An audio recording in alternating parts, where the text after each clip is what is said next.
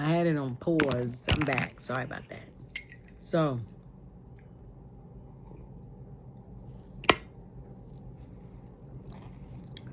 so I had to leave out. The coroner came in. I guess they had to wrap the body up, make sure whatever they do, I don't know. So I'm not gonna say it because then I'll be wrong.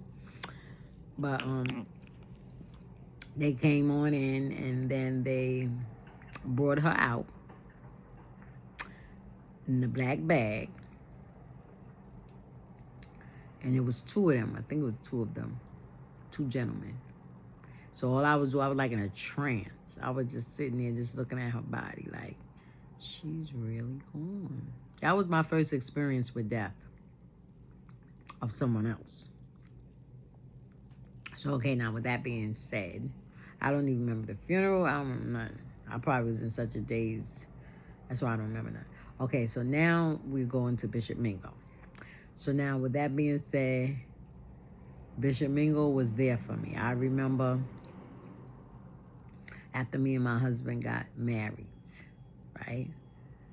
And because she knew we got married, but it wasn't like a broadcast thing, right? So we went and got married because I had a child.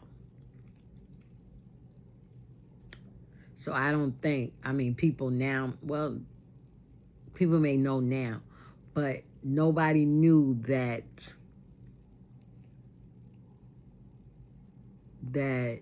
me and Terrence wasn't married. Because, the traditional way, especially in the religious aspect of Pentecost, you're not supposed to have sexual encounters outside of marriage. So if you go out there and you have sexual encounters and get pregnant, then you banned, you barred, But I'm here as an experienced person that went through it. It depends on the individuals that play a part in that type of situation. Because these things happen. So I'll leave that. That's another horse of another color for another story. So now, me and my husband comes in. I comes in with my husband. We come into the church. Bishop Mingo is there. I don't think she's a bishop yet. Maybe she is a bishop. Because I think she got her bishopship while I was a child, before I went and got married. I don't remember her becoming a bishop as me being married. So I was more so out of the church. Those was the years that I was roaming the world. Not too much getting no experiences. But, well, I did get experience, but what I mean, not so much as doing all devilment. Because just like I said, when you chosen, there's only but so much God will let you do before he come and slap you and say, sit down. You don't want to serve me? Sit down. I'm going to get you down. So,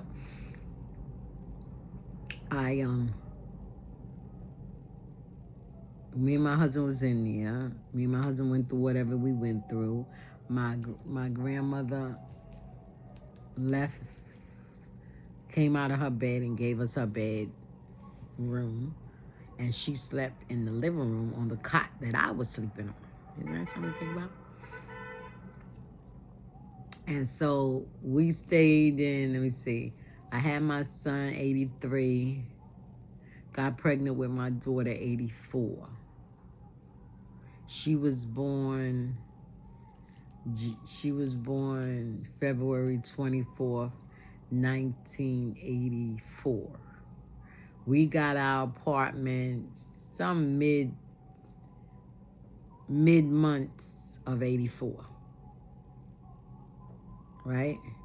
Because I got pregnant with my daughter, Mary. So the 84 daughter is Tandra. She's the one that's deceased today. The 83 child is my son.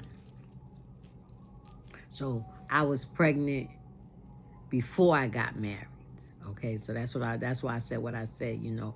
the religious Pentecostal thing is that you're not supposed to have sexual intercourse or relations outside of a marriage because that's considered a sin, fornication.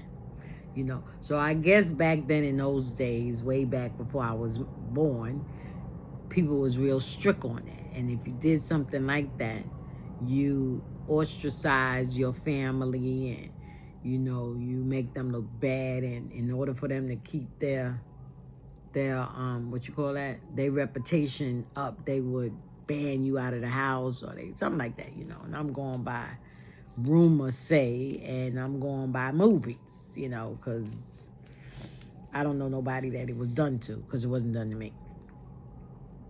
But by the time I came along, put it that way, in my family, I knew the tradition. So to keep them from being scandalized, and I guess God had something to do with it too. Me and my husband got married. My grandmother was like, you should go to California. That is your, today they call it baby dad. But she was like, that is the father of your child. So you should be with him. You should marry him and let him take care of his child, etc., etc., etc. So coming back to New York, we came to my grandmother. We got married on the 23rd day of March, 1983. So, okay, I had him about 11 months. 11 months? Yeah, about 11 months later, I had my daughter, Tandra. And a whole February 84, February, March, April, May, June, July, August, September, October, November, December, January. Wait, February, March, April, May, June, July, August, September, October, November, December, January, February, March, April, May, June, July, 10, 11, 12, 13, 14, 15, 16, 17. 7 months, we subtract from 12. 7, 4, and 2 leaves 5. I'll say within 5 months of me having my daughter, I got pregnant again with Mary. So, because she was born, let's take off the 5 months. So we subtract 5 months. She was born February, March, April, May, June, July. So I'll say maybe in July or August, or could have been June. Somewhere along the line, I got pregnant within the same year. Because I had my son, I had Tandra in February. So I'll say February, March, April, May, June, July. 5 months later, I got pregnant again. So I probably got pregnant in July. So July, August, September, October, November, December, January, February, March, April, May, June, July. Yeah, 10, 11, 12. So she may be, let me count it up. So June, I know this will be kind of boring when I watch it, so I want to be kind of fast about it because it'll be boring. Man, like, oh my God, I'm really going to count these months. So let me try to do fast. So my daughter was born February 24th, 1983. 84. So that means that that's February, March, April, May, June, July, August, September, October, November, December, January, February, March, April, May, June, July. 10, 11, 12, 13, 14, 15, 16. So 17 months later, we know that don't exist, but 17 months later, my daughter Mary was born. So I'm gathering, I could be, y'all tell me if I'm wrong because I don't know nothing about no math. I'm just going by my own thoughts of math. So since there's no such things as 17 months, I took the 17 months and subtract the 12, which that's 12 months in a year, right? So once I took the 17 and subtract the 12 from it, that left 17, 16, 15, 14, 13, 12, 11, 10, 9, 8, 7, 6, 5. That left 7 years in between. 10, 11, 12. No, that I took the 5, whatever, let me think, because I'm getting confused now. But anyway, I'm going to say within 5 months after I gave birth to Tandra, I got pregnant with Mary.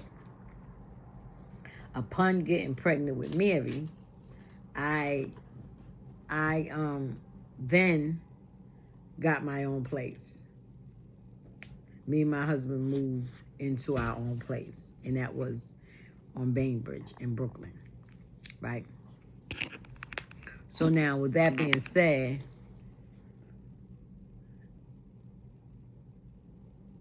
after my husband got saved, right? Now, let me just tell you a little bit about his salvation, him getting saved. One day we was in the room. We hadn't moved out of my grandmother's house yet. So we going through an argument, whatever. We argued a whole lot, and I know my grandmother heard it. I tried to keep my voice down, and I'd be telling him, no, chill, you and my, I don't care, whatever. So we got into this biblical argument. I don't even know how it went. I don't know how it started or nothing, but I remember how it ended. So I'm not saved, though, but I know about salvation. Train up a child in the way he should go, and when he's old, he will not depart from it. So I'm telling him about salvation. I'm telling him about God. He was born in a religious home, right? I got to say religious. His mom was Jehovah's Witness, and his father was a Catholic, okay? So they did, y'all know how Jehovah's Witnesses is, so they don't believe in Jesus. And I don't know too much about Catholics, so, but whatever it was, they don't have no kind of interaction with Jesus Christ as God's son. So,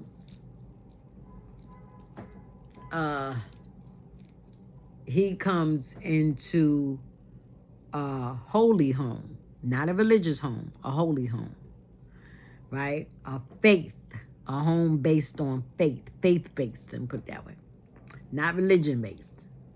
And he gets up in this house and he sees how mommy is, right? And mommy prays all the time, and I get up out the bed and I go and pray with her. So I was actually taking on my roots, right? And being the type of man he was at that time, because now he's more humble, he refused to accept what I was saying in reference to Jesus being God's son. And what he would say, oh, who you think you is? Y'all think y'all the only one that know about God? Y'all think y'all the only one going to heaven, know about God, because that's all they knew. All he knew was only the God aspect of the world, not Jesus Christ. So I don't know how it turned out. We went into a little disagreement, argument, and stuff like that. And mommy came in, because I was really strong on religion. See, I had the religion aspect in my head, but mommy and Gaga was the faith-based aspect of holiness. But I was all about standing up for my religion. And I was saying that the religion was Pentecostal, right? Which probably is, the religion was Pentecostal, but the faith was more so of holiness. The life, see, we did not too much go by the religious aspect of the Pentecostal faith. We went more so as the holy aspect of the Pentecostal faith. So even though there's a lot of Pentecostal churches out there, but it's not too many of them that are living holy.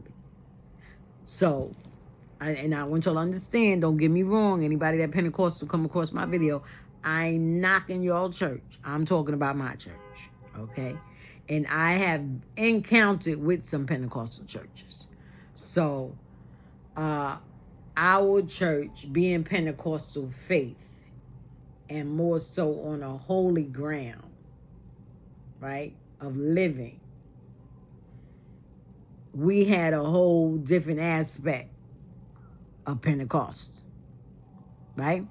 So we more so, my grandmother and Bishop Mingo, more so lived by the Bible. They didn't live too much by the religion. They didn't live too much by the faith of Pentecostal.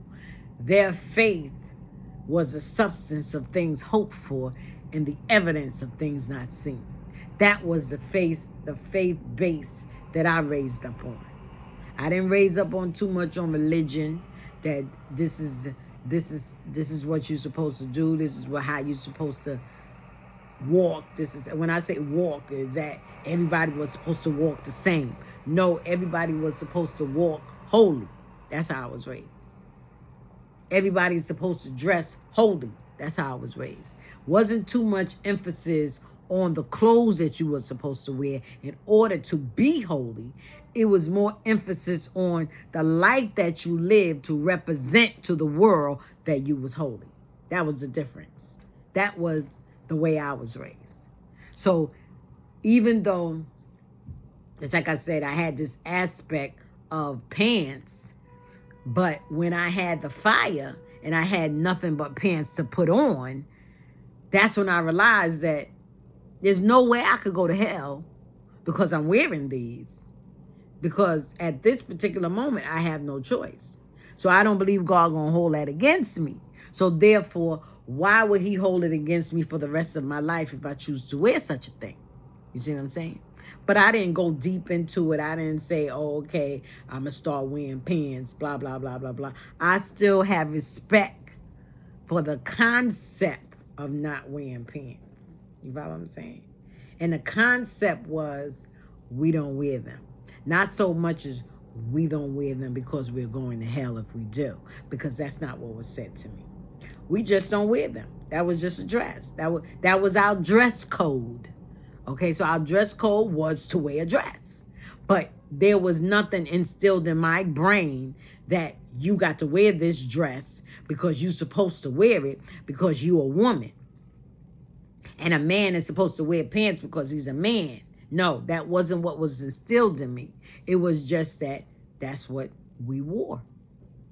So having my children, I put that on them. So it started going in my head, oh, that's what you're supposed to wear. You're supposed to wear a dress because I'm a woman and they're a girl and that's what they wear and da-da-da-da. And you don't wear no pants because it got a flip. It got a zipper there and it's a flip there and that zipper's there for the man. Oh, I was coming up with all kind of explanations to not wearing pants, except for the real thing. So now, with that being said, so Gaga never said that you're not supposed to wear pants. There never was a message preached on pants. She was a seamstress. She made all her clothes.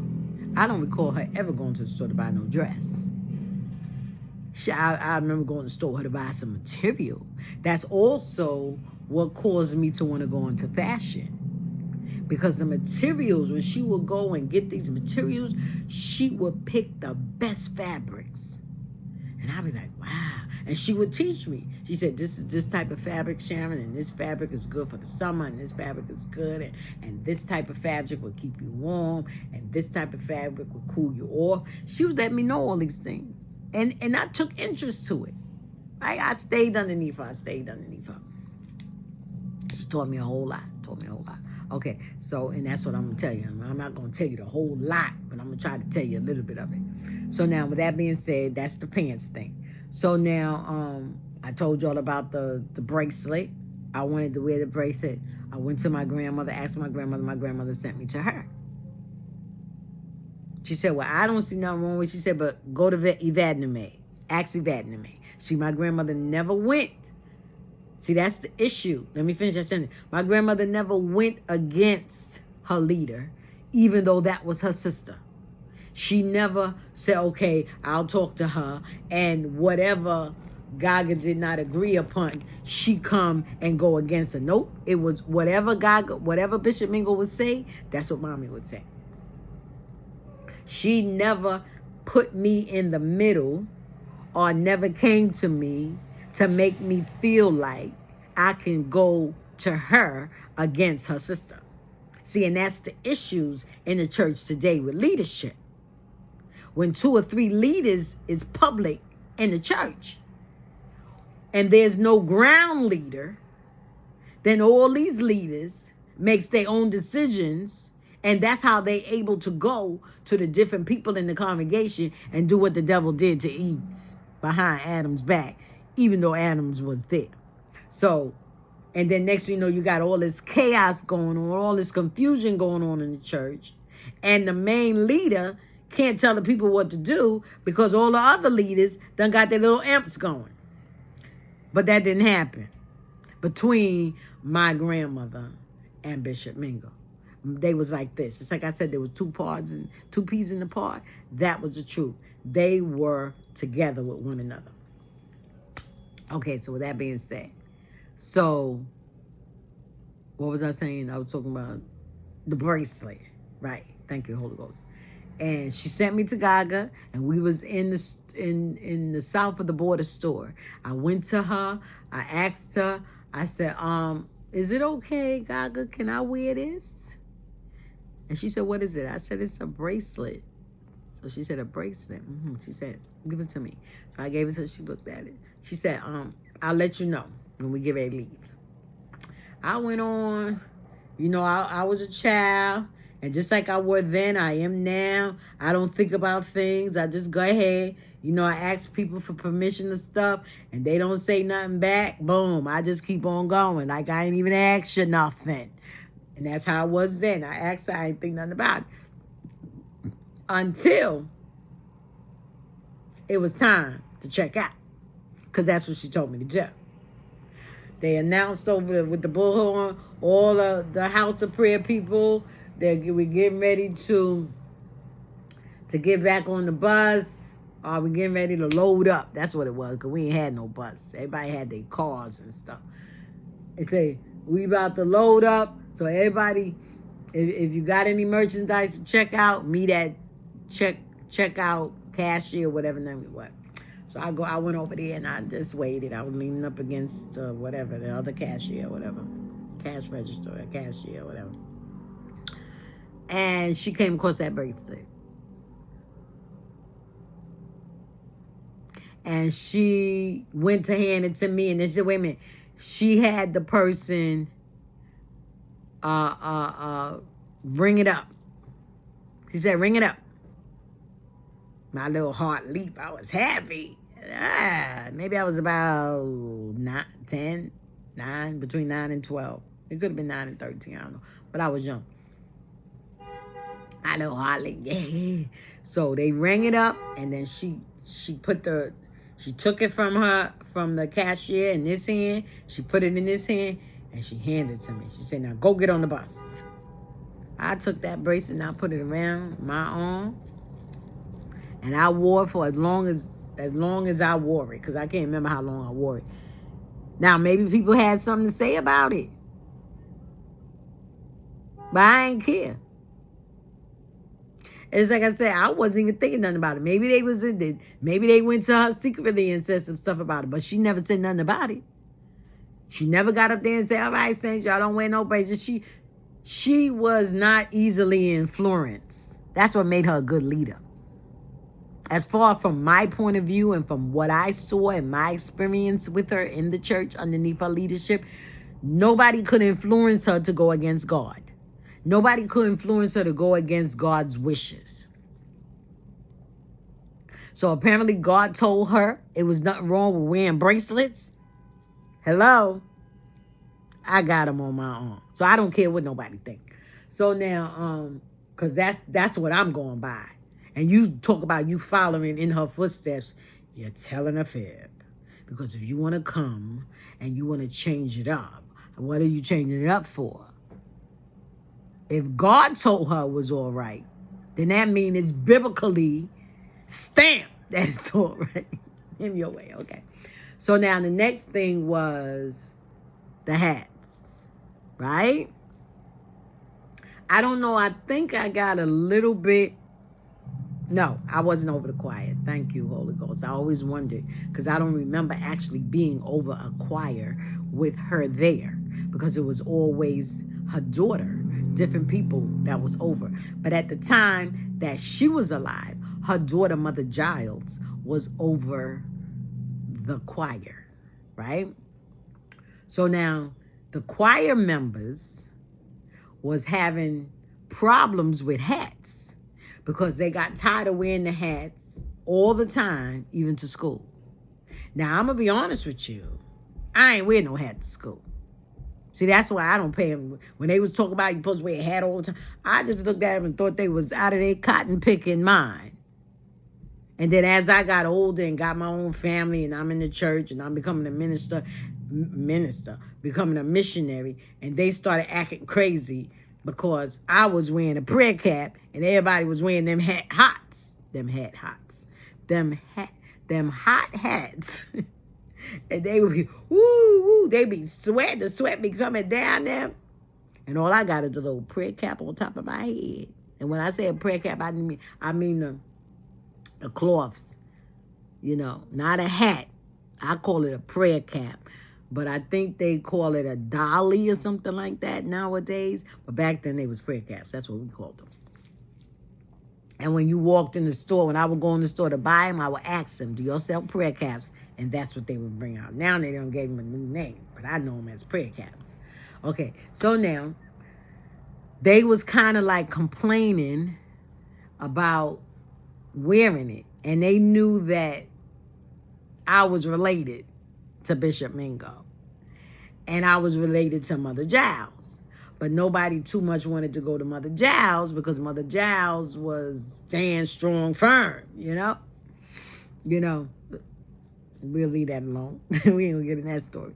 So I went to Gaga.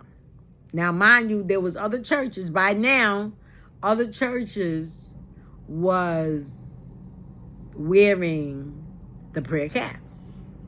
And only House of Prayer was wearing hats. And we was wearing turbans. They call them barrettes now, but they was turbans back in the day, in my day. And we was wearing these wool turbans, black. I don't even think we wore whites. Maybe we had a white one for communion, and we only wore it for communion. But we wore the black ones. I'm here to tell you, I wore them throughout the whole summer. We were having on, right? Now, I will put them on due to the fact that everybody else child had them on. But I'll be honest with you, I didn't have to wear them. I was being a follower. And also, I was trying to make everybody feel good in reference to me wearing what they got on, when in all reality, I didn't have to wear it. I had a little bit more freedom. That's why I say I was spoiled. I had a little bit more freedom, but they will put it in, I'm using the word freedom, but it was a more understanding because the parents that was in our church, they took on their own thoughts of salvation because they didn't live with Mother Wilson and they didn't live with Bishop Mingo. So they was going by the physical appearance of Bishop Mingo. So whenever Bishop Mingo went out, she had some sort of hat on her head. So they felt like, oh, because she wearing a hat and she going out, we're going to be like that. We're going to be like her. And we're going to put on all these hats on our children too. Right? But I ain't had to wear that. So when we would go out as a church group and we went to do missionary work, I would have a hat on my head, that turban. Now, all these big hats and all these hats that people start wearing now in our church, that was something that they took on after these people passed away. So Bishop Mingo would make her own clothes, and she would make a hat to match her clothes. And she knew just how to make it. She would have, I'm telling you, she made a hat this color, and inside was the opposite color, which would have been lavender, in satin. And I don't know how she did it. She had that bad boy sitting up like she was a queen. I don't know how she did it. I was there. I saw her do it. And she made clothing from patterns. So she would go to the sewing store. She would buy the pattern. And she would do how she do. So as time went on, I was taught. She taught me how to sew. And she taught me how to sew from a pattern. And the first thing I made was a dress. She showed me how to do it, how to get the stick pins and stick the pattern to the material, put the pattern on the material in enough space. She let me know how much space, not too much in math parameters. You need like 2/3 of this and 3/4 of this. No, not that way. She would do it like a measurement of finger. And she would say, this is how much you need, and you leave this much space, and you cut around. Because when you sewing, when you take those two materials to put them together to sew, she told us you have to have enough material after you sew so that you can cut off and you won't too much cut into the seam that you sew. You know, for sewers, they probably know what I'm talking about. But it probably ain't making a whole lot of sense to people. But I caught on to it. And I made a dress. And I showed it to her. She said, that is very good. She said, you got it in you, Sharon. You got it in you. Okay. So she would make her hats. All these wide brim hats and hats coming all the way down the head and all the way to the side. And you can't see the preacher because the hat is taking up all the space. No. If she wore a high hat, it was in the same perimeter of her face. You see what I'm saying? Because she was chubby. You know, I never knew that she had lost weight until I saw the picture in our Pastor Glover's program. And I said, wait a minute, is that Gaga? So she had lost a lot of weight. But she, as far as when I left the church, she was big. I mean, she had went down in her weight, but she didn't look like I saw her in the picture. I didn't get to see her like that. And I thank God for that. So, okay, so with that being said, so now with the hat. So I went to the choir was really going in. They really felt some kind of way about these hats that they had to wear all the time in church. So just like I said, the parents, certain parents in the church made their children wear a hat 24/7. And of course the children listened because the parent was very, like forcing it on. Put it that way. I was going to use some words, but I ain't going to use no word. They was like real forceful. And, you know, you a child, you listen to your parent. But the parent is not supposed to provoke children to do what you want. You're not supposed to manipulate them. You're supposed to train them up. So now if you want them to wear this hat, you give them reasons of why they should wear a hat in 90-degree weather. But no, you didn't want, don't ask me no question. You're supposed to wear it. Bishop Mingo said this and Bishop Mingo said that. Lies, garbage, and trash. But Bishop Mingo didn't say nothing about you got to wear some hat in 70 and 90 and 100 degree. Back in the 70s and 80s, that's why I got this dog smart. Because I stayed in the sun. Stayed in the sun. My grandmother used to yell out, Sharon, go sit down somewhere and get out that sun. Because we would go down south. Because it's like I said, Bishop Mingo had a church. She built a church. She had a church. She ain't built it yet. That's the second part of her life. But she probably the third or fourth part of her life because there's parts of her life I wasn't there. So we would go down south because that's where she was from. She was from Earhart, South Carolina. So we would go down there every summer. And child, I would be in that sun. And that's why I got this dog spot over here because I didn't have sense enough to wear. And that's probably why they wore hats. See, that's where the hats came in at. Because they would wear them wide brim hats. Not with no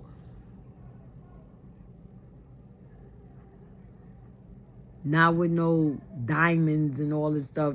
No bling bling on it, right? You could wear it on your hat, but you can't wear it on your fingers. See how backwards people are? So she they came, let me see what I was saying. The bling bling. Yeah. So they will wear the hats that will cover their forehead. Now I see why. Because the sun, you don't really know that the sun is beating on your head, but it's there and it's beating and it's turning your skin another color. And I've always had this. So this is something that is not new. This is not something that just popped up on my face. I've always had this dark spot up here. So let me just address that, because I know in some of my videos I was watching yesterday, you can see the real dark and you can see the lightness around here and you see the dark up there, and I may look kind of funny. Unfortunately, that's how I look. Ain't nothing I could do about it. So anyway, so that was the purpose of them wearing hats. See, people didn't understand that. So they was like, oh my God, they wearing hats. That's a part of their religion. That's part of that's what you're supposed to do. If you don't do it, you're going to hell. Blah, blah, blah, blah, blah, blah. That's part of the doctrine. No. That's part of their clothing. That wasn't a doctrine. I'm thinking that a doctrine should be in relationship to salvation and going to heaven. So maybe it's not, but that's what I would do if I was a pastor. Whatever I enforce in my church that I want my congregation to do, it has to coincide with the Bible, and it has to coincide with you getting heaven. So that way, whatever it is that you're doing that's in the doctrine, you will always look upon it as positive. Well, I got to do this because it's going to help me get into heaven. And then if you don't want to do it, well, if I don't do it, then I ain't going to get into heaven. You see what I'm saying?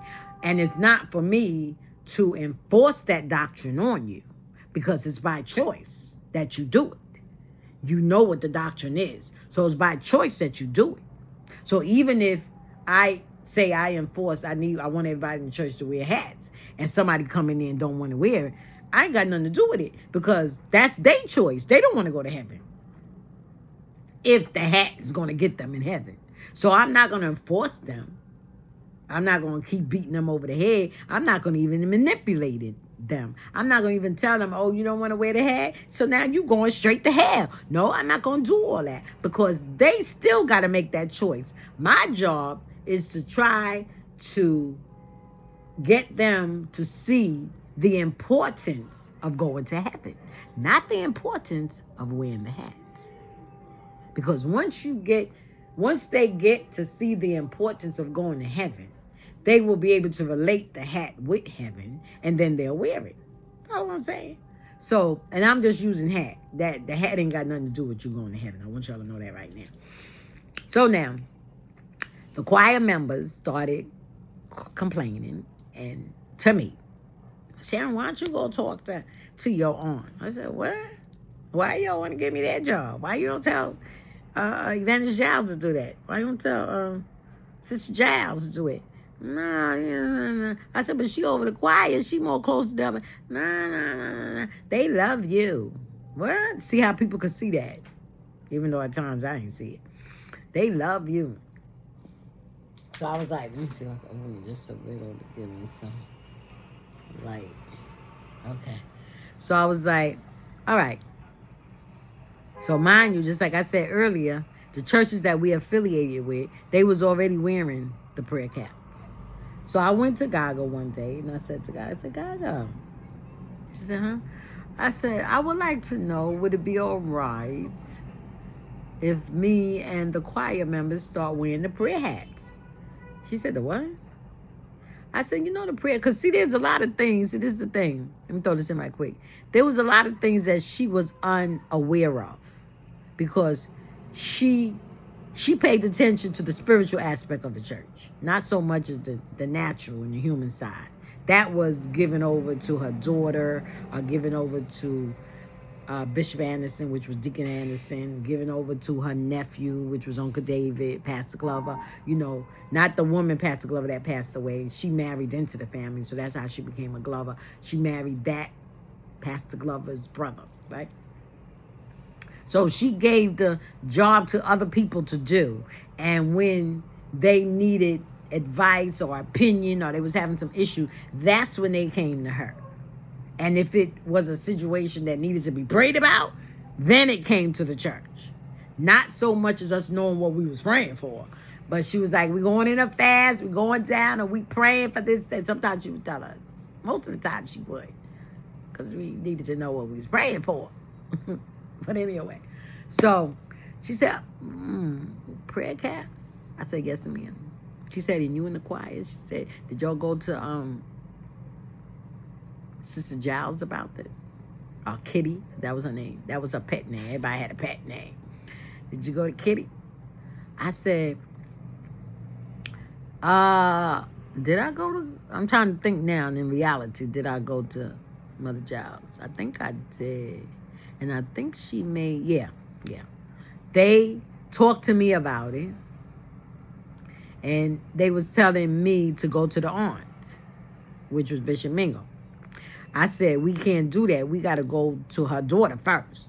'Cause I don't want to hear nothing. That's how I go. So they was like, well, we not going to her, Sharon. You better go to her. We not going to her. We scared to go to her because she don't, whatever. I'm not here to talk about her because she's also deceased. So I said, all right. So I went over to Mother Giles. At that time, she was Sister Giles or Evangelist Giles. And I just asked her. I didn't say that everybody came to me asking me that like I went to Bishop Mingo. I just told her that, could we start wearing the prayer caps? And she was like, what? The prayer caps? We don't follow after everybody. Da-da-da-da-da. Whatever. You know, just like I said, why every time we got to say something, we got to put on the stink face and be like, what? So let me try to keep the Messiah, right? Well, it sound like somebody coming in. Somebody did come in. Okay. So she was like, okay. No, she said, we don't follow everybody, Sharon. Mama said we gotta wear hats. That's what we're gonna wear. I said, but did you go and ask her? No, I ain't gonna ask her. Well, can I go ask her? You wanna go ask her? Yeah, after all. I mean, she said, well, yeah, go ahead, ask her. Ask her. So that's not when. So when she asked me, did I go? I said, yes. Saying, what did she say? She said for me to come to you. Because they did not believe. She did not believe in nobody going over nobody. You know how people today got an issue with you and go to leadership without going to you? She didn't do that. She brought people together. But anyway, I know this is about her life, but in my relationship with her. So she never really called nobody in the office with me and that person. So I can't really talk about that. Okay. So now, I told her, I said, yes. I said, I did go to Mother Giles. I call her Mother Giles, Sister Giles. She said, what did she say? I said, she told me to come to you. She said, all right. She said, and what you said, they are prayer cat. She said, She said, well, bring them to me and let me see them. As long as they not them little tiny things, because at the time, some churches that we was affiliating with, they had a thing about as big as this cup top that they would use. Just a little piece sitting up there. So I was like, I said, okay. I said, no, they bigger than that. They come. She said, well, bring them. Let me see them. So I guess I went to the store and bought one, and I took it to her, and she said, yes, that's good. We put it on, so I put it on my head, and I put it up here on top of my head, and then covered the top part of my head, and about this much of the front of my head, and probably the same amount in the back. She said, all right, y'all could wear that. And I went back to Mother Giles, and I told Mother Giles, but I was close with one of my step cousins, right? So why am I saying step? That wasn't my father's girlfriend, so we just gonna leave it alone. We're gonna leave it as cousin. So I let her know in advance, and she was like, wow, see, she said, see, I told you, they listened to you. I said, I didn't even say nothing. She said, I don't know. She said, you got influence on people. You know how to talk to people. And so I went, whatever. I ain't believe that. So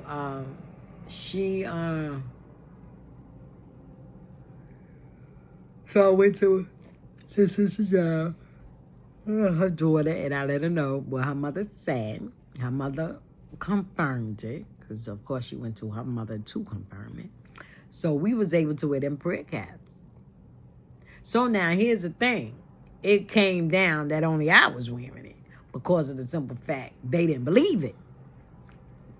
Because Bishop Mingo didn't get up in the church and tell them, all right, so everybody can start wearing prayer caps. No. She said that I could wear them and the choir member could wear them. So now the parents of the other members in the choir did not allow their children to wear them, but I wore them. Mommy stopped me from wearing them. Whenever I had a choice, and I liked it that. If I wanted to wear a hat, then I wore a hat.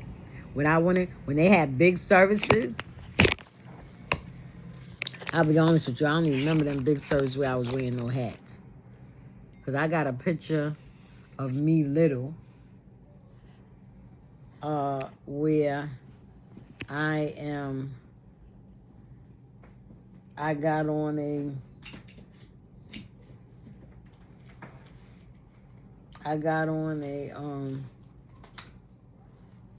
a dress that Gaga made for me. She made for the choir. It was orange with some lace coming down. Oh, I loved that dress. And it was short. It was short because I was about 8 years old, right? So we would wear that in the choir. That's why I said they dressed me like a child. They didn't have me looking like I was grown and old with dresses down to my ankles. That was my choice. When I got married and got old and got my own place, that's what I decided to wear because everybody else was wearing them. And I'll be honest with you, nobody was really wearing maxi skirts. I was. Everybody had the same churchy dresses, and they churchy suits, and they wore maybe some jeans. That would be the main type of material and clothing that our church would wear, jeans. They never really wore outside of jeans. So knit material, rayon material, silk material, polyester material. They wore the polyester. They lived in polyester. But those knits, them silks, them cottons, no, they didn't wear that. They wore them flowy stuff, right? So I was the one that was wearing all that stuff. And I was already slim. You see what I'm saying? So a lot of the clothing would stick to me, if you know what I mean.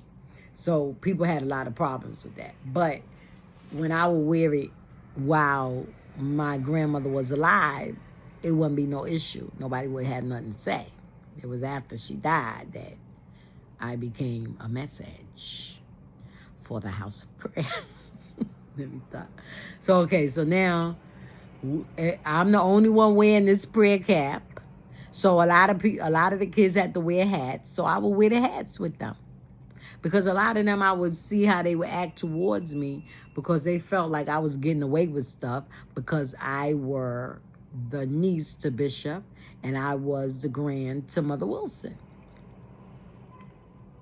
But it wasn't even like that. Child, my grandmother was white on rice with me. She didn't play. She didn't care nothing about I was her grandchild. She still loved me, but she trained me right, you know? So, okay, with that being said, let's move along. Let's see what else. I'm trying to think of something. So one day, here's another incident. My husband is now saved.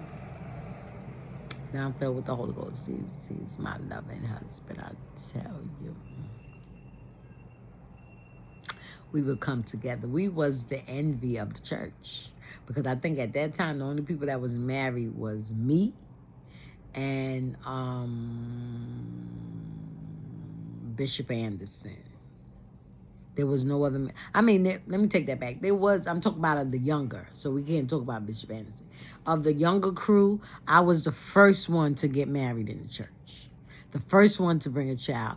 The next person that got married was a young lady by the name of Donna.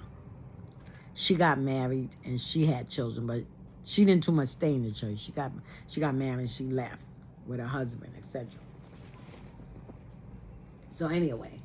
So my husband is now saved. We in the church, all that, da da da da da, and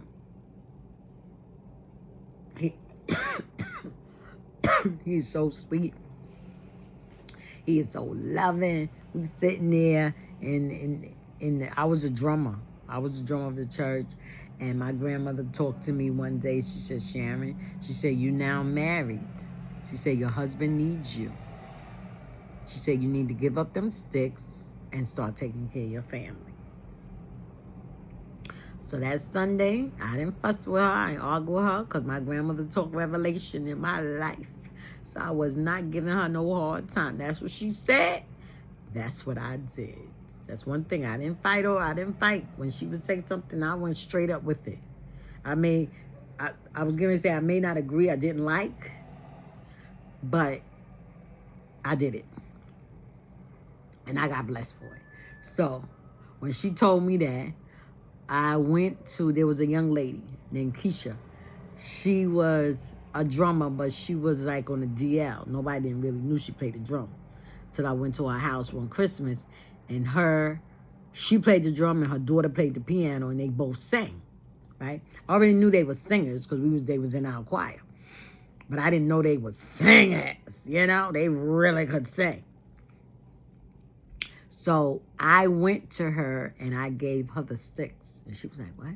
Because I was already telling her that you need to, I don't know, I guess I was preparing myself before my grandmother even told me that this is what I need to do. I was already preparing myself.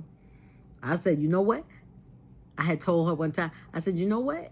I'm going to give you the sticks on Sunday and let you play. No, they ain't going to let me play. They're not going to let me play. She felt kind of off because there was some issues going on with them and her mother, her parents or whatever. But I said, I don't care. I said, don't worry, the time going to come. When that time come and I give you them sticks, you're going to tell me you ain't going to play. I said, you going to tell me you ain't going to play? I said, you better take them sticks and go on and play. And sure enough, however long in between that time that I told her that it was done, I did exactly what I said. When my grandmother told me that, I went to church that Sunday. Because she probably told me that during the week. I went to church that Sunday. And I went and sat on the drums because I forgot. When I sat down on the drums, it came to me. And I got up. I took the stick right in the middle. I think they probably had just started singing the song. And I was playing. And I stopped. And everybody looked at it. Because the drums is what leads service, believe it or not. So, the drums and the lead guitar. So, I went, took the sticks, and gave it to her. And everybody was looking like, what?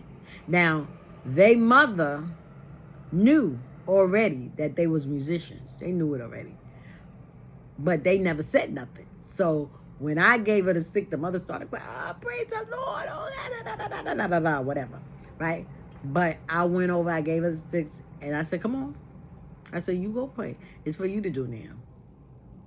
And she got on them drums, and she was a drummer. And I went and sat down by my husband. And I looked at Mommy, and she gave me the approval. She did her head like that. And I felt so good because I pleased my grandmother.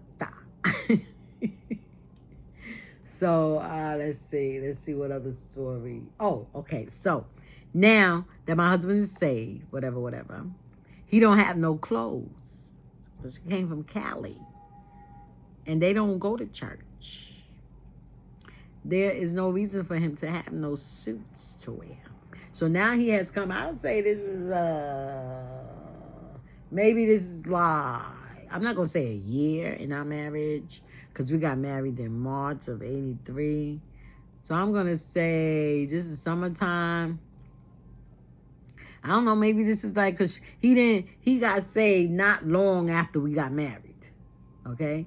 So our really problem marriage started after he got saved and backslid. Right? Because I stayed saved for as long as I could with him and his devilment. And once moving in my own place, pregnant with Mary, that's when I actually backslid. Okay, so now, that's another story. That's my story. So now, I was telling Mommy about it. And she was like, go to Evadname and talk to Evadname about it. Because I talked to Mommy. I said, Mommy, I said, Tracy needs some clothes. He ain't got no clothes.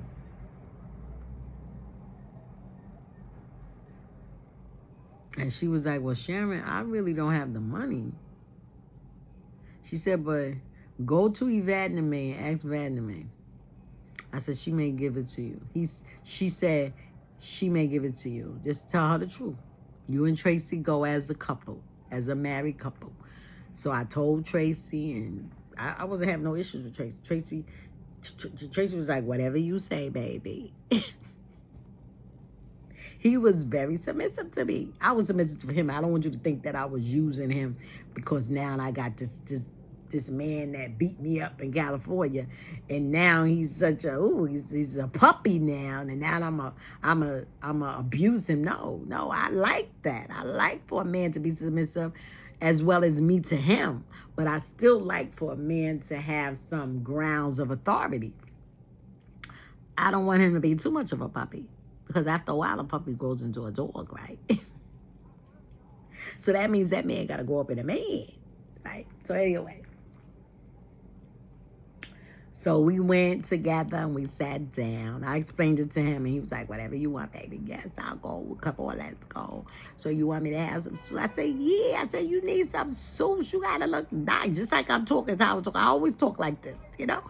I said, yeah. That's like an emotional way of talking. That's like a caring, love emotion. I be like, yeah, babe, come on, you gotta be looking nice. You know, you my husband, you coming up into this church that I grew up in, and you gotta look good. He said, you crazy. He said, all right, come on, let's go. So I went, I told to mommy talked to Gaga. Gaga told her to tell us to come, right? Because it was like appointment, because Gaga was real busy. She stayed in the house a lot, but she did a lot of business from her house. Spiritual business, a lot of talking on the phone, a lot of praying for people, a lot of witnessing. She was really a servant of the Lord. Okay? She was really spreading that gospel because our church was packed. You know what I'm saying? She'll talk to people over the phone, and these people will come to the church, and these people will come and get saved. And then those people would join the church and become a part of our church, and then they come and bring their family, which is about 10. So we had a church full of people. I tells you no lie. We had all nationalities in there, especially a lot of West Indians. Because my uncle, which was her nephew, he had his own cathedral church. And all the people that was in his church, all the children that was in his church, because his church was New Revelation, so they had a daycare. So all them children, I wish he could have started up a daycare with us, but I guess that didn't pass on. Wasn't meant to be. But anyway, all them people with all their children came and joined our church. They merged in with us and they became a member of the House of Prayer. And he was something prayer. No, he was New Revelation House of Prayer, I think. That was his church. And so they all merged in. He talked to his people, blah, blah, blah, blah. They came in and they merged in with Bishop Mingo. So we did not have no route. So she really had a job to do. And she did her job well. To be a woman. And a lot of people think women ain't got no business preaching. They bad in leadership. They ain't got no business being bishops. Hey, that's your thoughts. That's whatever y'all want to think. If y'all think that, go hip hip hooray. Go fly with it. But she was a good leader. And I'm not saying it in reference because she was related to me. I'm saying it in this reference that if she weren't related to me and I went to her church, I would have wanted to join her church just like everybody else did. So, okay, with that being said. So we sit there and she said, she said, how can I help y'all? So I explained to her, because I was a spokesman. You would think he was a man, so that's the part that I missed and needed and wanted. I'll go show them some snow. So we went, and I'm talking to him, talking to her, and I'm telling her, you know, what the deal is. You know, that we want to, Tracy don't have no clothes and da-da-da-da-da. So this is what she said. She said, Tracy, you planning on coming to church every Sunday? He said, yes. He said, with your wife? Yes. And your children? Yes. Uh, you planning on staying with the Lord? Yes. You planning on treating your wife right? She kind of counseled us because we got married first before, so we didn't get a chance to get that counsel. So she counseled. She gave us a good counseling session. After she counseled that and she realized, she came to the conclusion that everything was good between us. We had a good, because she was analyzing our answers, and she would ask me a question and I would answer it, and then she would ask him a question, and then she would ask me the question that she asked me and he answered. She would ask me how I feel about his answer, and vice versa. You know, she was a very good counselor too. So she wound us giving us, I think she wound up giving us like $500 or $600, because I had already priced the suit. That's what made me ask mommy, because you can, right on Graham Avenue to be exact, and it might be the same store probably still there, Paparella or Nella or whatever, Pornella. Yeah, that store. So I guess they was just starting out, because now they got stores all over the place. A Spanish brand, I think, but they have good clothing in there for men. So they had a sale where you can buy 2 suits and get 1 free. And the suits was like $200 something or 100 something. I think it was $200 something.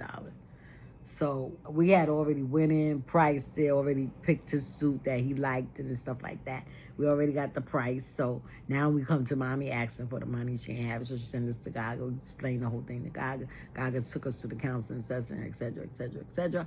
And then she gave us the money. And I went and bought the suit. So, and that was a teaching for me of how to listen to my husband. Taught me how to ask questions, the tone of voice to ask them in. You know, she taught very well.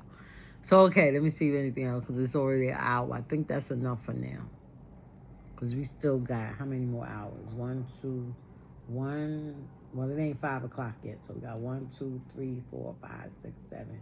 We got 7 more hours to talk about her. So I'm gonna come back. I'm gonna heat up a little bit of my coffee, see who that came in my house, and I'll be back. I'm gonna upload this video now.